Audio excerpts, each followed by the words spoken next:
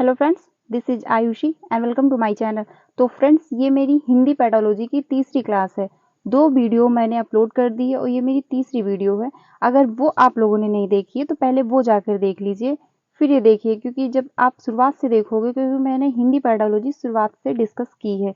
ये मेरी तीसरी क्लास है। आज की जो एक लास्ट क्लास है, आज से आपकी हिंदी पेडोलॉजी कंप्लीट हो जाएगी और कुछ क्वेश्चन भी हम लास्ट में करने वाले हैं। तो लास्ट तक बने रहिएगा, आज काफ़ी इंटरेस्टिंग ये वीडियो होने वाली है। तो स्टार्ट करते हैं फ्रेंड्स। पहला है ये टॉपिक है भाषा शिक्षण की प्रमुख विधियां। आज हम लोग देखने वाले हैं।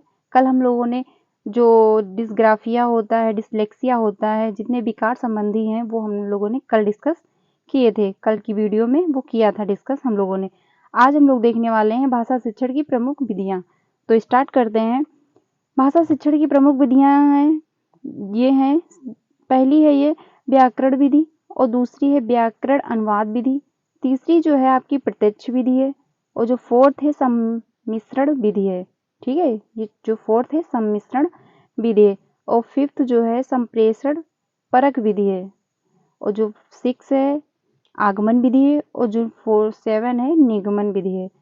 तो ये आपकी शिक्षण की प्रमुख विधियां हैं। एक एक करके हम लोग अब डिस्कस करते हैं आगे बढ़ के।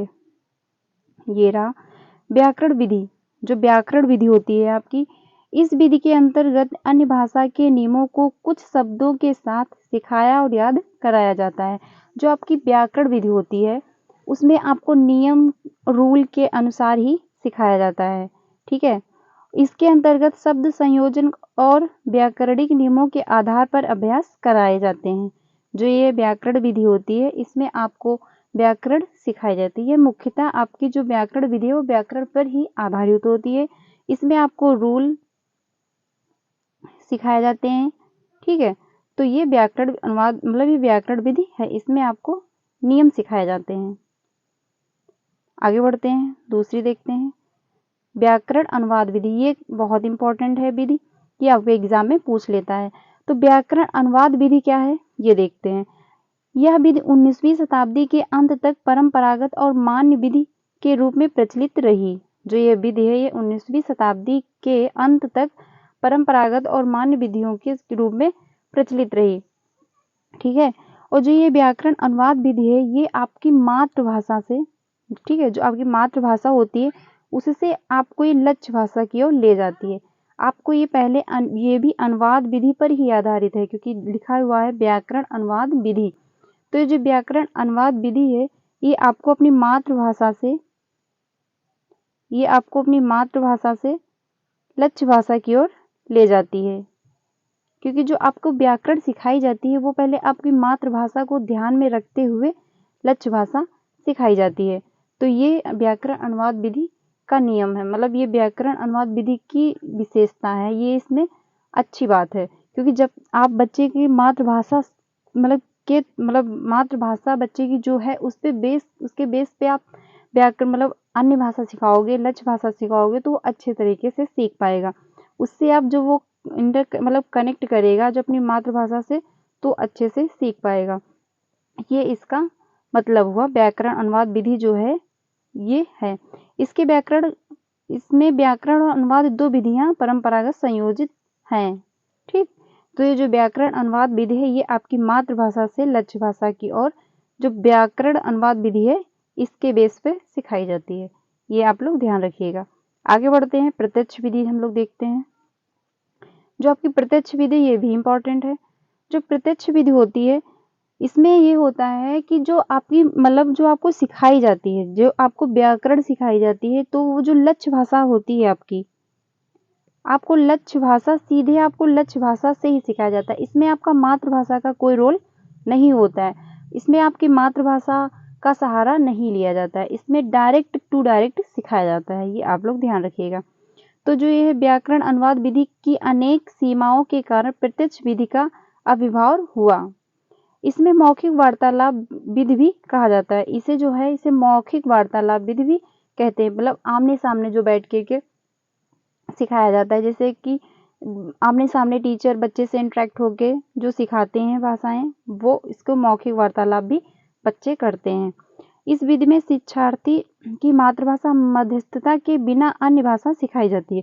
इसमें मातृभाषा का कोई रोल नहीं होता है, सीधे डायरेक्ट ही मतलब डायरेक्ट टू डायरेक्ट वो लक्ष्य भाषा ही सिखाते हैं, लक्ष्य भाषा से लक्ष्य भाषा ही सिखाते हैं। इसमें मातृभाषा का कोई रोल नहीं होता है, ये आप लोग ध्यान रखिएगा। लक्ष्य भाषा से लक्ष्य भाषा को सिखाया जाता है इसमें, ये आप लोग ध्यान रखिएगा। आगे बढ़ते हैं, सम्मिश्रण विधि देखते हैं। जो ये आपकी सम्मिश्रण विधि है, इस विधि के अंतर्गत भाषा शिक्षण की प्रक्रिया के व्यवहारिक पक्षों का सम्मिश्रण है। इसके अंतर्गत जो आपकी भाषा शिक्षण है और जो व्यवहारिक पक्ष हैं उन सभी का ये मिश्रण है, ये संयुक्त है। ठीक, इसमें सम्मिश्रण विधि में शिक्षक भाषा शिक्षण के विभिन्न उद्देश्यों के अनुरूप और शिक्षण प्रक्रिया के विभिन्न चरणों पर किसी भी विधि का चयन कर सकता है। जो ये विधि है, इस विधि में शिक्षक भाषा के शिक्षण के विभिन्न उद्देश्यों का अनुरूप भी कर सकता है और विभिन्न चरणों पर किसी भी विधि का चयन कर सकता है। तो ये जो सम्मिश्रण विधि होती है आपकी, इसके अंतर्गत भाषा शिक्षण और व्यवहारिक पक्षों का ये मिश्रण होता है, ये आप लोग ध्यान रखिएगा। आगे बढ़ते हैं, संप्रेषण परक विधि देखते हैं। ये इंपॉर्टेंट होती है, इसी को कहते हैं कम्युनिकेशन मेथड। ठीक, ये आप लोग ध्यान रखिएगा। प्रत्यक्ष विधि की प्रक्रिया को और सुदृढ़ बनाते हुए संप्रेषण परक विधि का विकास हुआ। जो संप्रेषण परक विधि है इसका विकास हुआ। आप जो भाषा प्रयोग सीखने में ही भाषा की संरचना सिखाना है, जो भाषा प्रयोग है सीखने में ही भाषा की संरचना सिखाना है।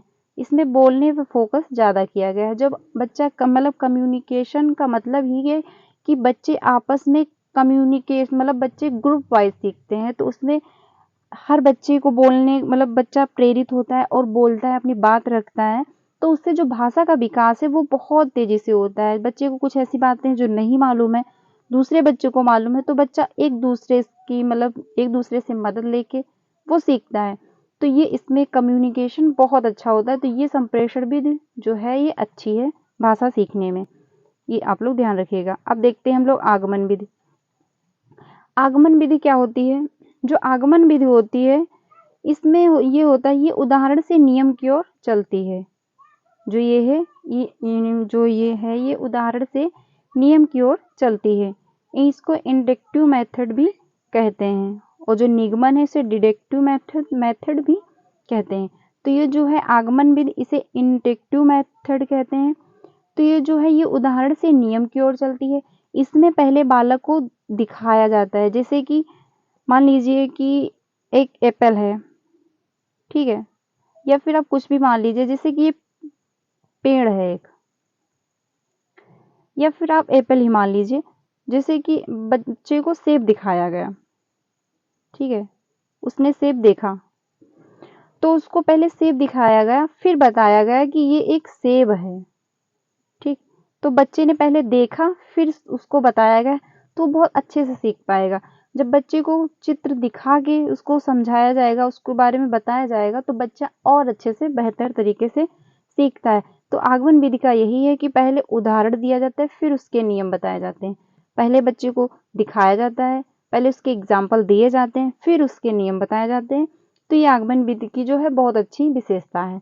और जो ये विधि है ये विशिष्ट से सामान्य की ओर चलती है, ये आप लोग ध्यान रखिएगा। आगे बढ़ते हैं, निगमन विधि देखते हैं। डिडक्टिव मेथड, यह जो विधि होती है यह नियम से उदाहरण की ओर चलती है। आगमन विधि में होता है कि पहले उदाहरण दिए जाते हैं, फिर नियम बताए जाते हैं। और जो आपकी निगमन विधि है इसमें पहले आपको नियम दिए जाते हैं, फिर उदाहरण दिए जाते हैं।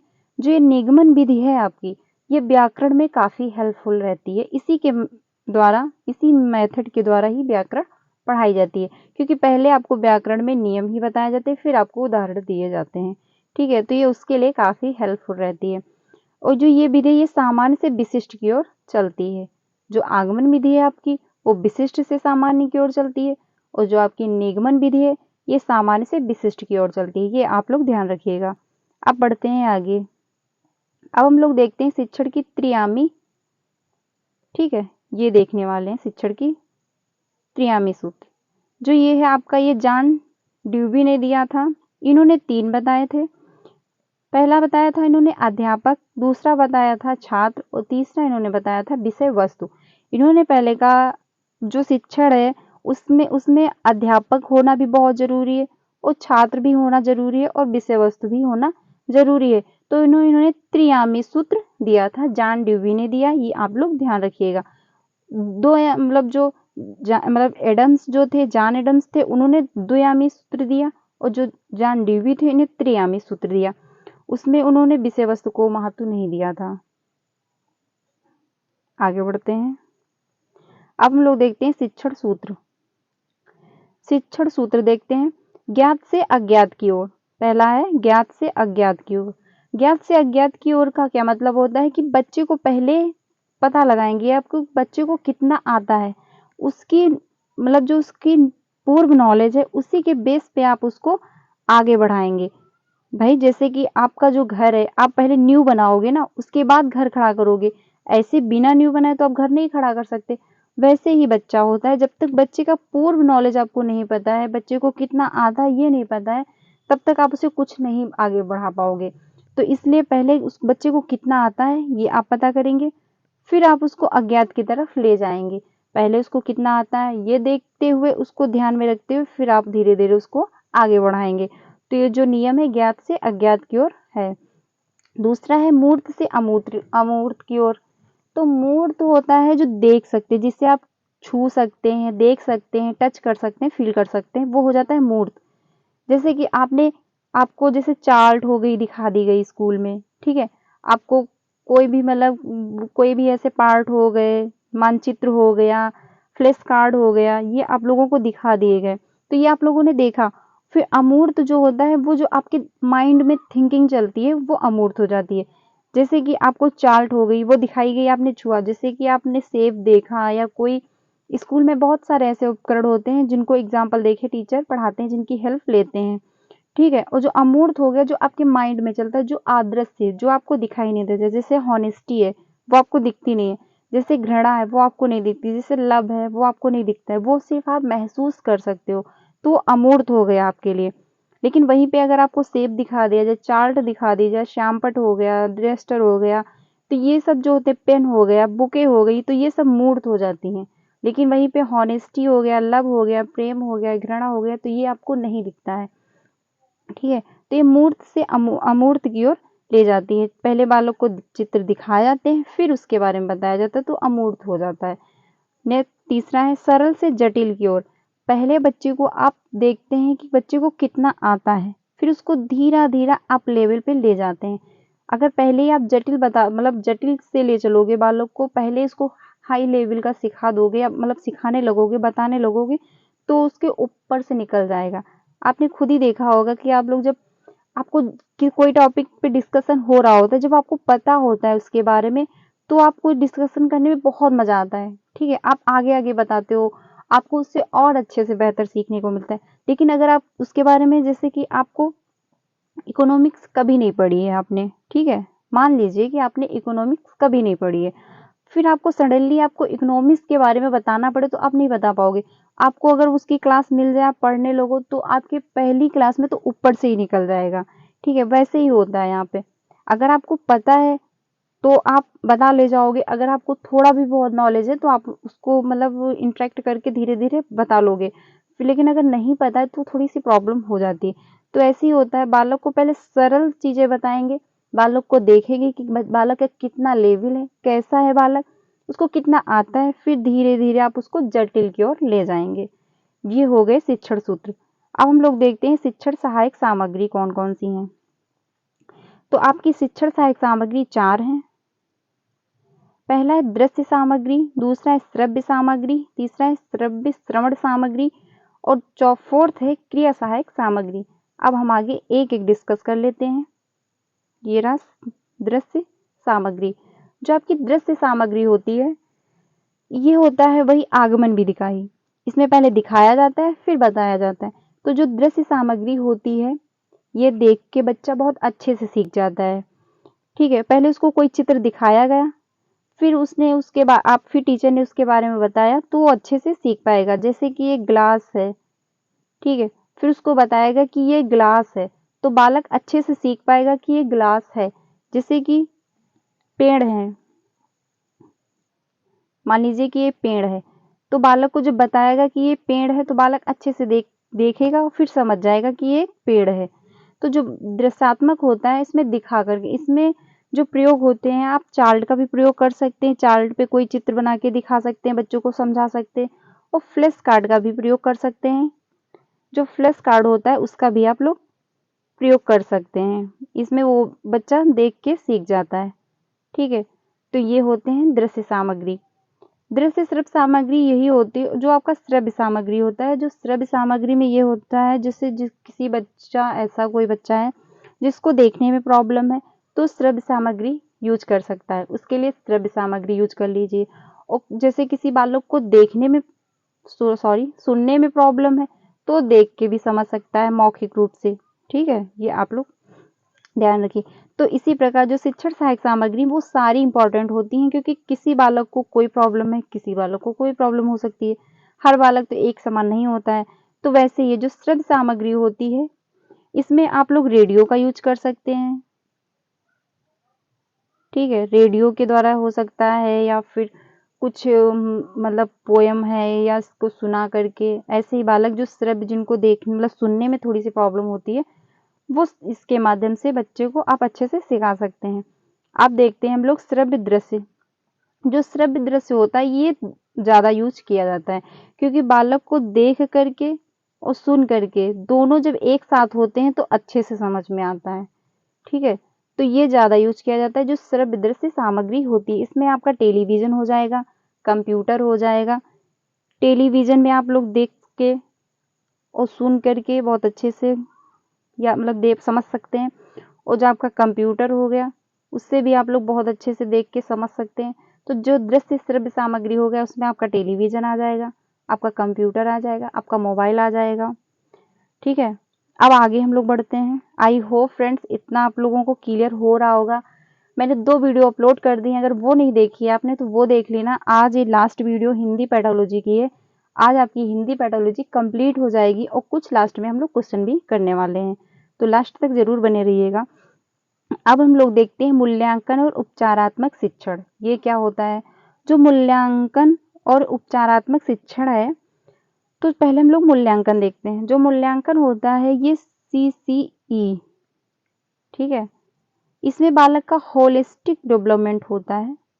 इसमें बालक का जो होलिस्टिक होता है, मतलब होलिस्टिक मूल्यांकन होता है। इसमें पेन पेपर टेस्ट भी होता है। इसमें बालक मौखिक रूप से भी टीचर कोलैबोरेशन के तौर पर भी मतलब बालक का मूल्यांकन कर सकते हैं टीचर। तो ये मूल्यांकन जो होता है ये कई प्रकार से होता है, हो सकता है पेपर पेन टेस्ट भी होता है। आप लोगों ने देखा होगा स्कूल में कभी मतलब टेस्ट हो रहे हैं, पेपर हो रहे हैं, तो वो मूल्यांकन होता है। इसी के बेस पे ये पता चलता है कि बालक ने कितना सीखा है, टीचर को कहाँ पे हेल्प करनी है बालक की, शिक्षक को यह पता चलता है।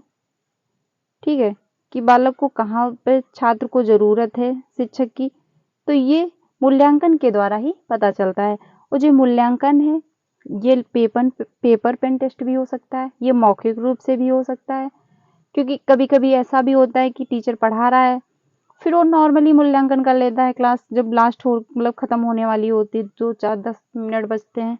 ठीक है, तो ऐसे मौखिक रूप से भी मूल्यांकन कर लेता है। वहीं पे जो उपचारात्मक होता है ये 2 होते, इसमें पहला आता है निदानात्मक परीक्षण। इसमें आता है निदानात्मक परीक्षण। ठीक है, तो इसमें जो निदानात्मक परीक्षण होता है इसमें बालक मतलब जो टीचर होता है पहले बच्चे की कमियों को जानता है कि बच्चे को कहाँ पे मतलब दिक्कत आ रही है, उसको कैसे समझाया जाए, उसको कहाँ पे प्रॉब्लम हो रही है, जिसमें मतलब गैप जो पढ़ाई होती है जिसमें बच्चा सीख रहा होता है, जो उसकी लर्निंग होती है उसमें कहाँ पे गैप है, निदानात्मक परीक्षण के द्वारा ही पता चलता है। जो बच्चे को कहाँ पे समस्या आ रही, जो गैप है वो आपकी निदानात्मक परीक्षण के द्वारा ही पता चलता है। फिर उसके बाद आप लोग उपचार मतलब फिर उसके बाद बालक को उपचार दिया जाता है कि पहले निदानात्मक परीक्षण के द्वारा आप ये पता लगा लेंगे कि बालक को है समस्या तो कहाँ पे है, कैसे समस्या आ रही है, ठीक है, कितनी समस्या है। फिर आप लोग उपचार करेंगे कि कैसे इसको हल किया जाए, बच्चे को कैसे इसमें हेल्प मिले, तो फिर बाद में उपचार होता है। पहले निदान होगा, फिर बाद में उपचार होगा। ये आप लोग ध्यान रखिएगा। अब हम लोग देखते हैं उपलब्धि परीक्षण। जो आपका उपलब्धि परीक्षण है, इस परीक्षण का मुख्य उद्देश्य या अनुमान लगाना होता है कि शिक्षण कार्यक्रम से शिक्षार्थियों ने क्या सीखा। बच्चे ने, भाई आपने जब पढ़ा दिया, आपने मूल्यांकन भी कर लिया, आपने निदानात्मक परीक्षण भी किया और फिर आपने उपचार भी दिया, तो उसके बाद ये भी तो शिक्षक का कर्तव्य बनता है कि वो पता लगाए कि बच्चे ने कितना अचीव किया है, बच्चे ने कितना सीखा है, ये भी तो पता करना है।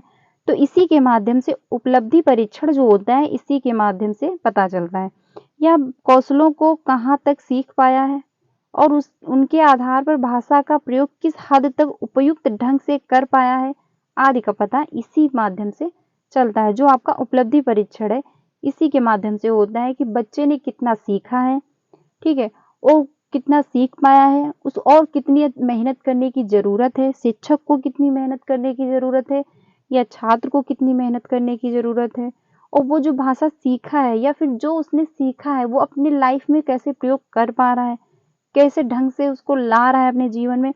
ये सब उपलब्धि परीक्षण के द्वारा ही पता चलता है। आई होप आपको समझ आया होगा। अब हम लोग चलते हैं दक्षता परीक्षण। जो दक्षता परीक्षा होती है, ठीक है, इस पे हम लोग डिस्कस करते हैं। तो ये होता है, इसमें यह जाना जा सकता है कि शिक्षार्थी शिक्षण विधि को कहाँ तक समझ पाया है। ठीक है, इसमें ये पता चलता है कि बच्चे को कहाँ तक, बच्चा जो है वो शिक्षण विषय को कहाँ तक समझ पाया है और भाषा कौशलों में उसकी दक्षता या प्रवीणता का स्तर कितना है। इससे ये पता चलता है, जो दक्षता परीक्षा होती है, कि बच्चे ने कितना सीख लिया है, ठीक है, उसको कहाँ तक समझ आया है, भाषा कौशल में उसकी क्या प्रवीणता है, मतलब कितना वो दक्ष हो गया है, कितना वो सीख चुका है। ये इस परीक्षण मतलब इस परीक्षा से पता चलता है। अब हम लोग देखते हैं अभिरुचि परीक्षा। आपकी जो अभिरुचि परीक्षा है, इससे यह पता चलता है कि शिक्षार्थी भाषा सीखने के लिए उपयुक्त अभिरुचि रखता है अथवा नहीं। अभिरुचि का मतलब होता है बालक की जो रुचि होती है, ठीक, उसको किस विषय में रुचि है। किसी बालक को सिंगिंग में हो सकती है इंटरेस्ट, किसी बालक को मतलब खेल में हो सकती है, किसी को बॉक्सिंग में हो सकती है, किसी को क्रिकेट में हो सकती है, किसी को पढ़ाई में हो सकती है, ठीक है। तो अपना अलग अलग होता है, क्योंकि हर बच्चा अलग है, हर बच्चे का इंटरेस्ट अलग है, हर बच्चे का एप्टीट्यूड अलग है, हर बच्चा ही अलग है, मतलब सब कुछ अलग है, कोई दो बच्चे सेम नहीं होते हैं, ये आप लोगों को पता होगा। तो बच्चे की क्या रुचि है, ठीक है, वो किस में इंटरेस्ट ले रहा है, तो जब तक ये पता नहीं होगा, तो जैसे बालक को सिंगिंग में इंटरेस्ट है, को आप उसको बना रहे हो आईएएस, तो कहाँ से बन जाएगा, उसको तो मन इसी में लगा हुआ है ना। तो जो बालक को जिस चीज में इंटरेस्ट है वो सिखाया जाएगा, तो बालक और बेहतर तरीके से सीख पाएगा और अपना उसमें वो 100% देगा। जो अभिरुचि होती है, ये जो है, ये आपके जो महात्मा गांधी जी थे, उन्होंने भी कहा था इसमें कि जो बालक की शिक्षा है, बालक की रुचियों के अनुसार ही कराई जाए, जो व्यवसायिक शिक्षा है। तो यहाँ पे अगला पॉइंट देखते हैं। यह भी अनुमान लगाया जा सकता है कि शिक्षार्थी अपेक्षित शिक्षण में सफल हो पाया या नहीं। जो यह है अभिरुचि है, इससे यह भी अनुमान लगाया जा सकता है कि शिक्षार्थी अपेक्षित शिक्षण में सफल हो पाया है या नहीं। इसके लिए यह आवश्यक नहीं है कि शिक्षार्थी को लक्ष्य विषय पर पूर्व ज्ञान हो, किंतु दक्षता परीक्षा के लिए लक्ष्य विषय का ज्ञान होना आवश्यक है। इससे यह अभिरुचि से यह पता यह पूर्व अनुमान लगाना, जो है लक्ष्य विषय का पूर्व ज्ञान हो, यह जरूरी नहीं है, लेकिन बालक को कितना उस विषय में कितना वो दक्ष है, कितना उसको आता है, कितना उसने हासिल कर लिया है, यह इसका ज्ञान होना आवश्यक है। ठीक है, तो ये जो अभिरुचि है, इसका यही मतलब है कि बच्चा किस चीज में इंटरेस्ट ले रहा है, तो उसको उस फील्ड में ले जाया जाए, उसको उस तरह का ज्ञान दिया जाए, उसको उस हिसाब की लर्निंग दी जाए, तो वो और अच्छे से कर पाएगा। आगे बढ़ते हैं। अब हम लोग देखते हैं बहुभाषिकता। जो आपकी बहुभाषिकता है, यहाँ से एक क्वेश्चन तो बनता है आपके हिंदी में, सीडीपी में, और कभी कभी ईवीएस में भी आ जाता है। तो आपका जो बहुभाषिकता है, आप लोगों को पता होगा, जो भारत देश है, ठीक है, भाषाई विविधता है यहाँ पे, क्योंकि यहाँ पे अनेक धर्म के लोग हैं और अनेक अनेक भाषाएं हैं, सबकी अपनी अपनी भाषा है। ठीक है। हर क्षेत्र की अपनी एक भाषा होती है, तो यहाँ पे विविधता पाई जाती है। बहुभाषावाद, शिक्षा में द्विभाषावाद। अब ये द्विभाषावाद क्या होता है? जो आपका द्विभाषावाद होता है, इसका ये मतलब हुआ कि जो बालक की मातृभाषा है, जैसे कि बालक की मातृभाषा हिंदी है, ठीक है, बालक की मातृभाषा हिंदी है और स्कूल में उसको सीखनी है इंग्लिश, उसकी लक्ष्य भाषा इंग्लिश है, तो ये जो इंग्लिश है और ये जो हिंदी है, ये आपकी द्विभाषावाद हो जाएगा, क्योंकि इसमें दो भाषाएं हैं। ठीक। वहीं पे बहुभाषिकतावाद का क्या मतलब होता है कि बालक की मातृभाषा के साथ साथ बहुत सी भाषाएं हो जाए, तेलुगु हो गया, तमिल हो गया, हिंदी हो गया, संस्कृत हो गया, वो सारी भाषाएं उसके आसपास हैं और वो सारी भाषाएं सीखने की कोशिश कर रहा है, मतलब तो वो हो गया बहुभाषिकतावाद। ठीक है। और जो ये स्टेटमेंट दिया है यहाँ पे, बहुभाषिकतावाद भारतीय असमिता का अभिन्न अंग है, तो ये तो सीधे सीधे पूछ लिया जाता है, ये आप लोग ध्यान रखिएगा कि बहुभाषिकतावाद भारतीय असामयिकता का अभिन्न अंग है, ये आप लोग ध्यान रखिएगा। तो जो द्विभाषावाद है वो आपको समझ में आ गया होगा कि आपकी मातृभाषा जो है और फिर आपकी जो मतलब लक्ष्य भाषा है या जैसे कि आपकी हिंदी हो गई, दूसरी आपकी इंग्लिश हो गई, तो ये जो आप लोग सीखते हैं ये द्विभाषा सूत्र है, मतलब ये द्विभाषावाद है। और जो कई भाषाएं होती हैं, ठीक है, मतलब बहुत सारी भाषाएं जो होती हैं, ये आपका हो जाएगा बहुभाषिकतावाद। आई होप आपको समझ में आ गया होगा। अब देखते हैं हम लोग पाठ्य पुस्तक।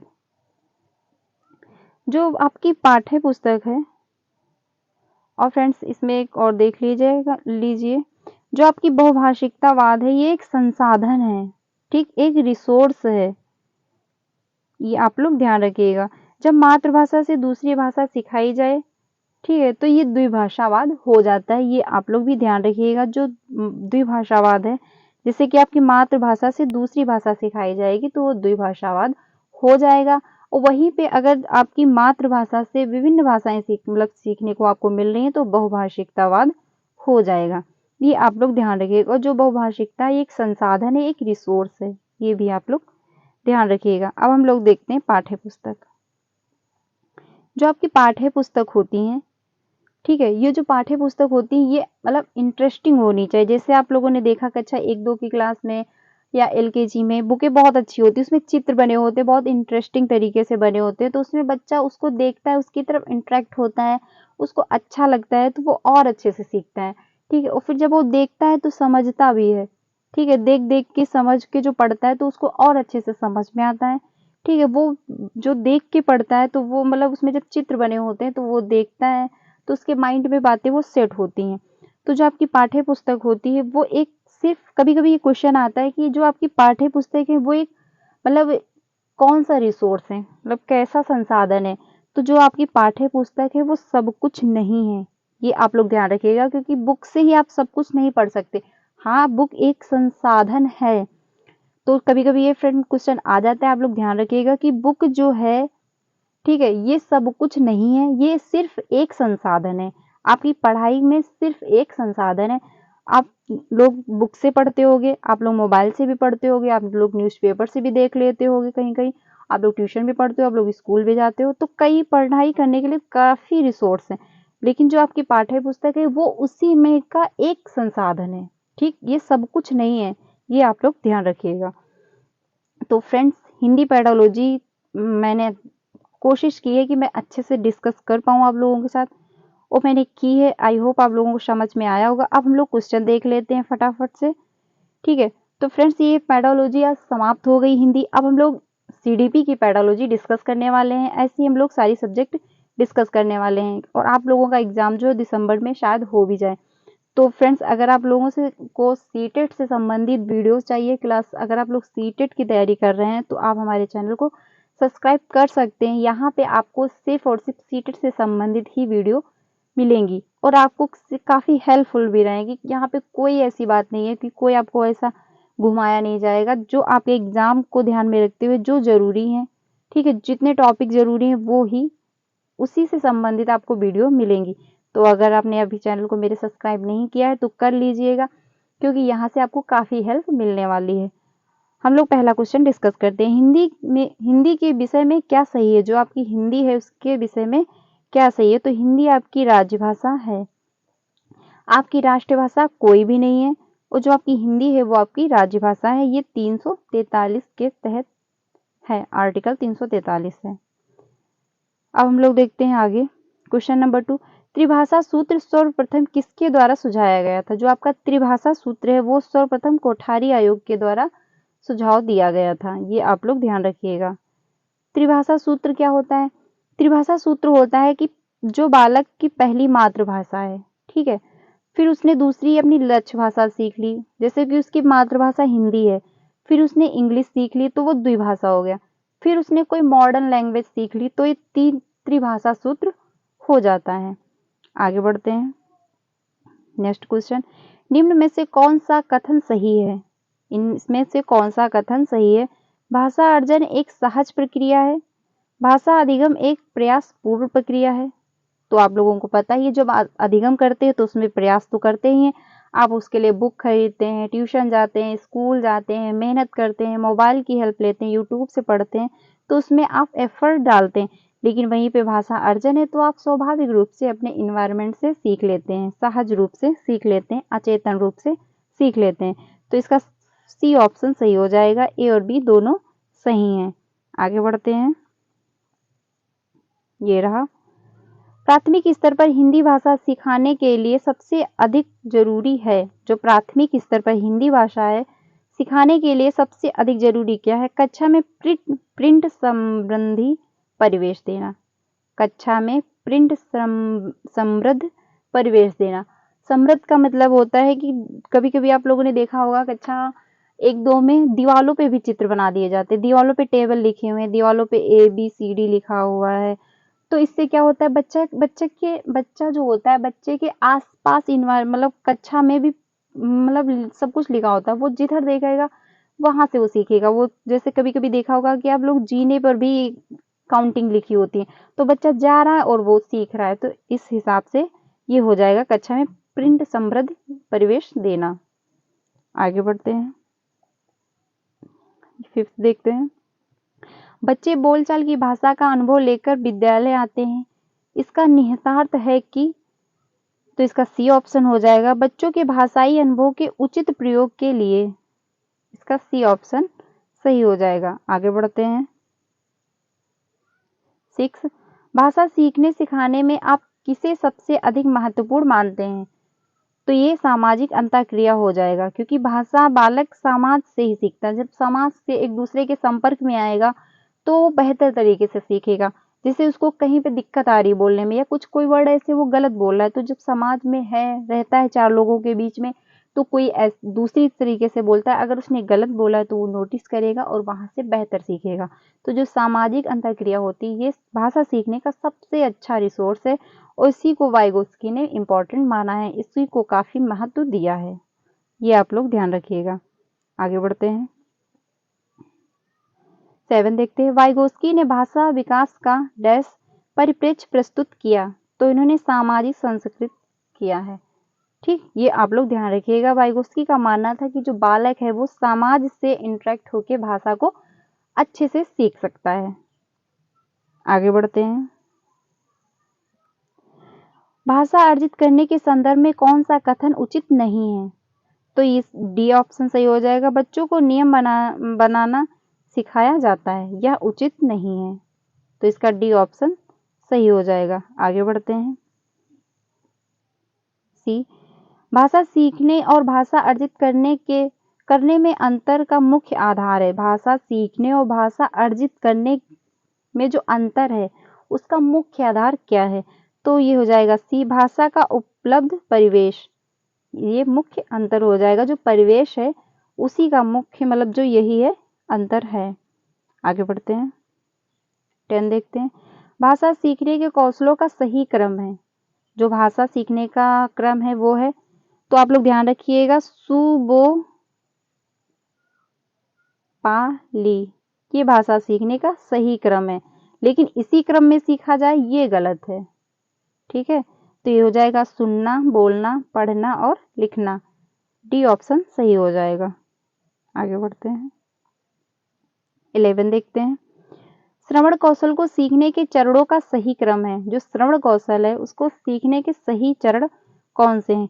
तो ध्वनि का कानों तक पढ़ना और फिर उसका अर्थ ग्रहण करना।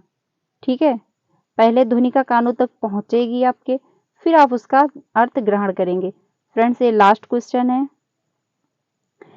लेखन कौशल से संबंधित दोष है। जो आपका लेखन कौशल है तो ये डिस्ग्राफिया हो जाएगा, लिखने संबंधी होता है।